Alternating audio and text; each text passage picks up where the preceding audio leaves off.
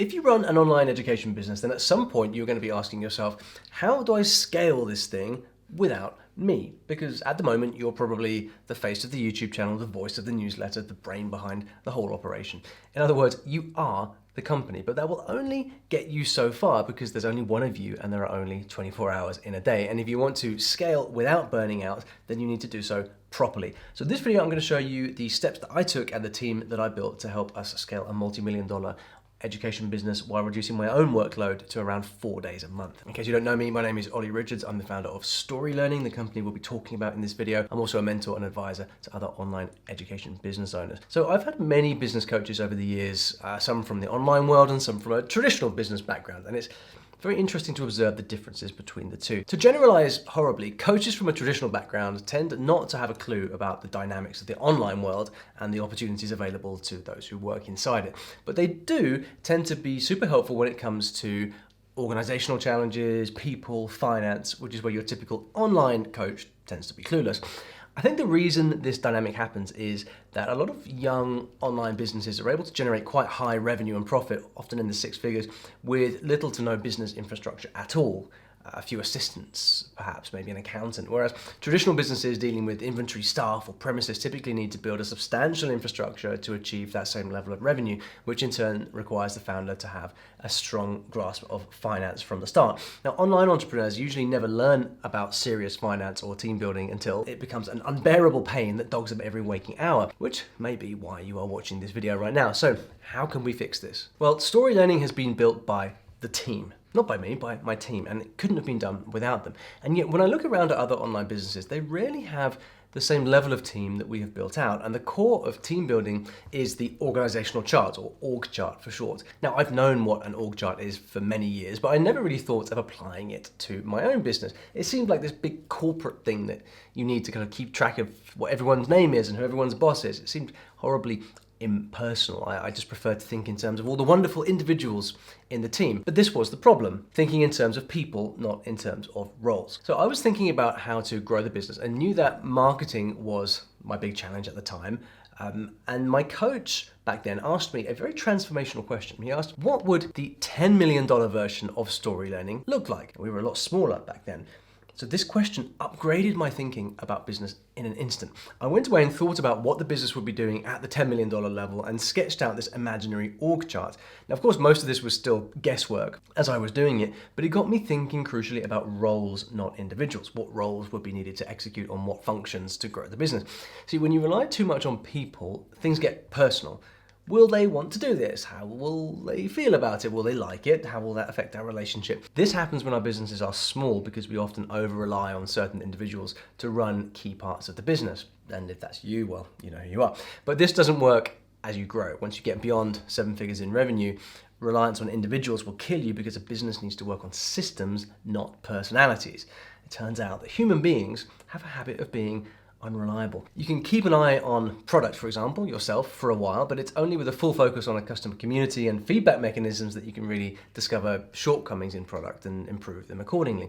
If you under-resource this for too long, it's only a matter of time until the wheels start to come off. And on that point, if you are finding this video useful, you might like to download my free case study. There's 119 pages of detail on every aspect of how my online education business works, including this team building thing. Link in the description below. Anyway, one of the things I learned from this exercise is that a business can be seen as having three main functions: finance, operations, and marketing.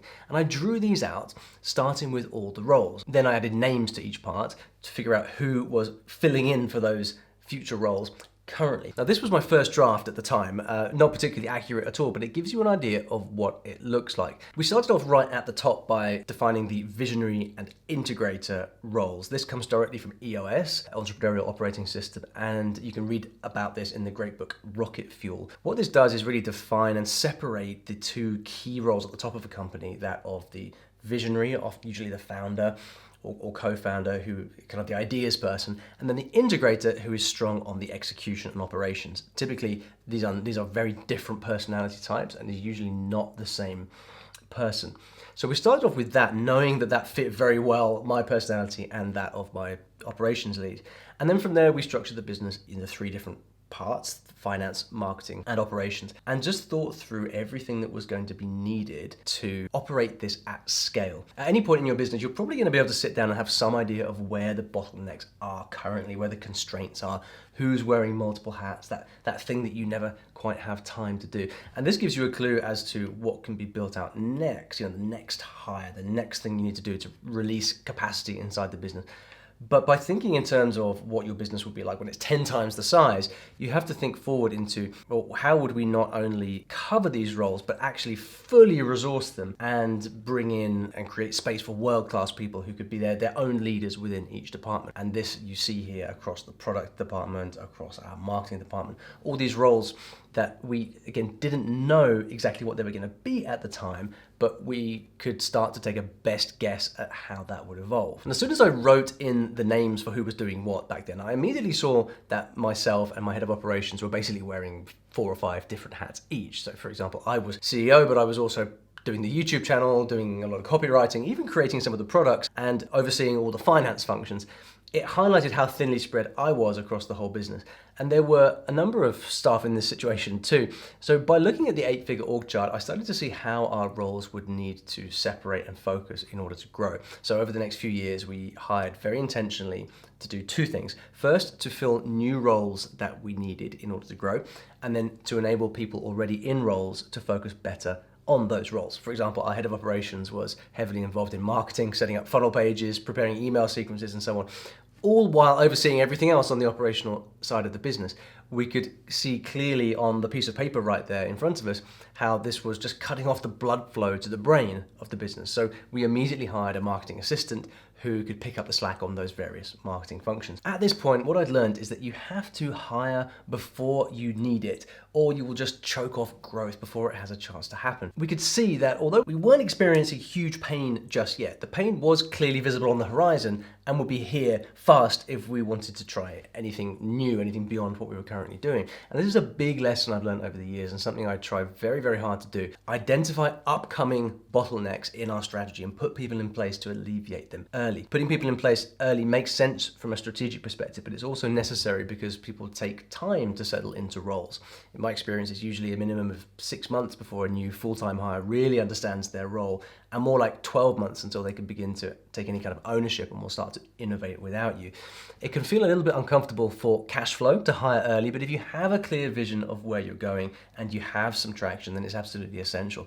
And where does that vision come from? Well, it comes from that org chart. See why this is so important? So here are a few quick things that I've learned about developing the org chart. Firstly, think in terms of roles, not individuals. This creates a clear vision for the future and stops you becoming over-reliant on individuals. Think about your business in terms of finance, operations, and marketing, the 3 aspects of any business. Most likely, unless you're already doing north of 2 or 3 million a year, or else carrying a lot of staff like an agency or inventory like FBA businesses, you probably don't have much of a finance team, but you will. So it's better to start thinking about that before it starts to keep you up at night. Be honest about which roles you're covering yourself right now, which hats you're wearing. Write your name in those boxes on this org chart and then commit to getting yourself out of them.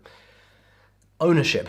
Make friends with this word. It is a key ally. As you build out the business, you must design the org chart to support that growth. And this means making sure that each important function in the business has an owner. When someone owns a project, there's accountability. Where there's accountability, there are incentives. Where there are incentives, there's energy. And when there is energy, well, money follows soon. But once you decide which roles you need help with, the question becomes, well, how and who to hire? Because it's very easy to fall into the trap of hiring a flashy consultant or an incompetent assistant. So check out this video next where I explain exactly how we did this at Story Learning and how you can do it too.